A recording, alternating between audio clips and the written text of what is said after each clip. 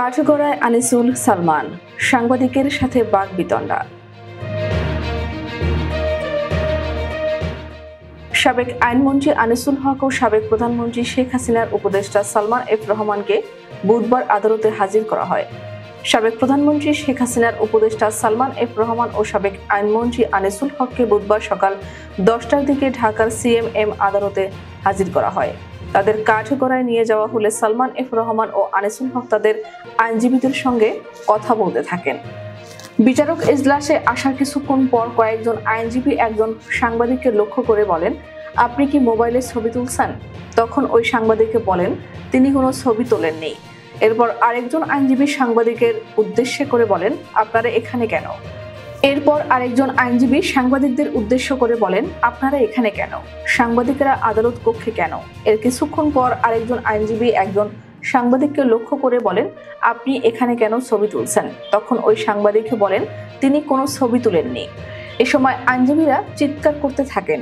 এতে আদালত কক্ষে হট্টগোল পরিস্থিতি তৈরি হয়। এ বিষয়ে ঢাকা মহানগর দায়রা জজ আদালতের প্রধান পাবলিক প্রসিকিউটর ওমর ফারুকী জানান, সাংবাদিক ভাইয়েরা আদালত কক্ষে মামলার শুনানির সময় থাকবেন, খবর সংগ্রহ করবেন, এটাই স্বাভাবিক। কিন্তু কোনো আইনজীবী বা অন্য কেউ যদি সাংবাদিকদের খবর সংগ্রহের বাধা দেন, তাদের বিরুদ্ধে এই প্রয়োজনীয় ব্যবস্থা নেওয়া হবে। এদিন মোহাম্মদপুর থানার হত্যা চেষ্টা মামলায় সাবেক আইনমন্ত্রী আনিসুল হকের 3 দিন, এছাড়া মোহাম্মদপুর থানার হত্যা মামলায় সাবেক প্রধানমন্ত্রী শেখ হাসিনার বিনিয়োগ উপদেষ্টা সালমান এফ রহমান ও সাবেক আইজিপি চৌধুরী আব্দুল্লাহ আল মামুনকে রিমান্ড মঞ্জুর করেছেন আদালত। উল্লেখ্য, এর আগে একজন সাংবাদিক সালমান এফ রহমানের কাছে কারাগারে কেমন আছেন বলে জানতে চান। জবাবে তিনি বলেন, সাংবাদিকরা যে লেখে আমাকে হটপটে খাবার দেয়, এসব মিথ্যা। ঠিক সময় খাবার দেয় না, রাতের খাবার বিকেল 4টায় দেয়, আমি ফ্লোরে ঘুমাই। শুনানি শুরু হওয়ার আগে জুনায়েদ আহমেদ পলকের কাছে ছুটে যান তার আইনজীবী ফারজানা ইয়াসমিন, রাখি ও তরিকুল ইসলাম। এ সময় কুশল বিনিময়ের সময় কৌশলে আইনজীবী তরিকুল ইসলামের হাতে লেখা একটি টিস্যু পেপার গুঁজে দেন।